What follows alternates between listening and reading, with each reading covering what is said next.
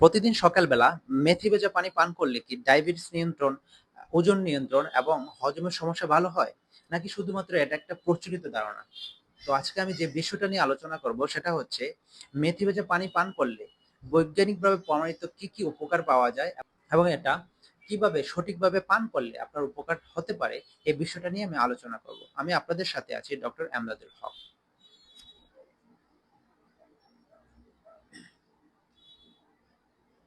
আপনি যদি নিয়মিত মেথি ভেজা পানি পান করেন তো সেক্ষেত্রে বৈজ্ঞানিকভাবে প্রমাণিত কি কি উপকার পাওয়া যায়।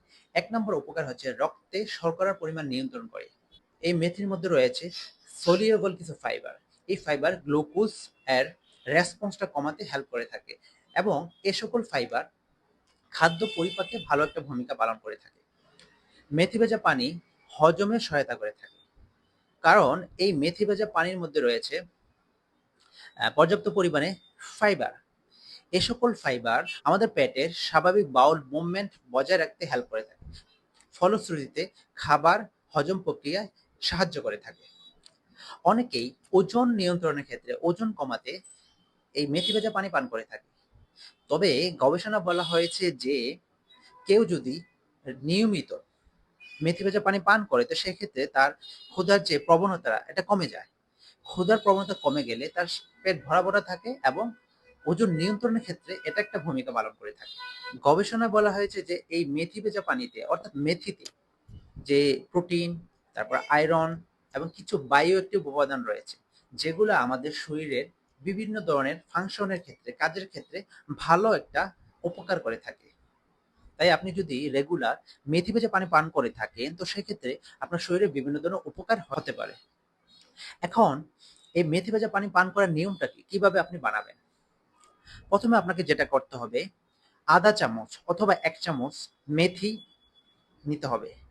নেওয়ার পর আধা চামচ মেথির সাথে এক গ্লাস পানি মিশাবেন, অথবা এক চামচ মেথির সাথে 2 গ্লাস পানি মিশাবেন।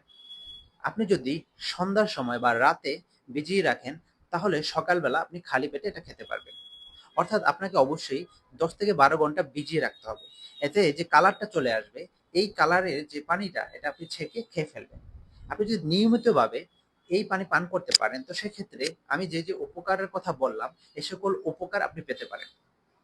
তবে একটা জিনিস মনে রাখতে হবে, যাদের দীর্ঘদিন ধরে কিডনির সমস্যা রয়েছে তাদের ক্ষেত্রে এই মেথি ভেজা পানি খাওয়া যাবে না। এছাড়া যারা নিয়মিত ইনসুলিন নিচ্ছে, ডায়াবেটিসের রোগী এবং যাদের ডায়াবেটিস কমে যায় মানে ল হয়ে যায়, তাদের ক্ষেত্রে মেথি ভেজা পানি খাওয়ার ক্ষেত্রে সতর্ক থাকতে হবে, অথবা এটা অ্যাভয়েড করতে হবে। এছাড়া বলা হয়েছে যে যারা প্রেগনেন্ট ওমেন তাদের ক্ষেত্রে মেথি ভেজা পানি খাওয়ার উপকারিতা সম্পর্কে তেমন একটা জার্নালে পাওয়া যায় না। তো সেক্ষেত্রে আপনি এটা খাওয়ার ক্ষেত্রেও সতর্ক থাকবেন।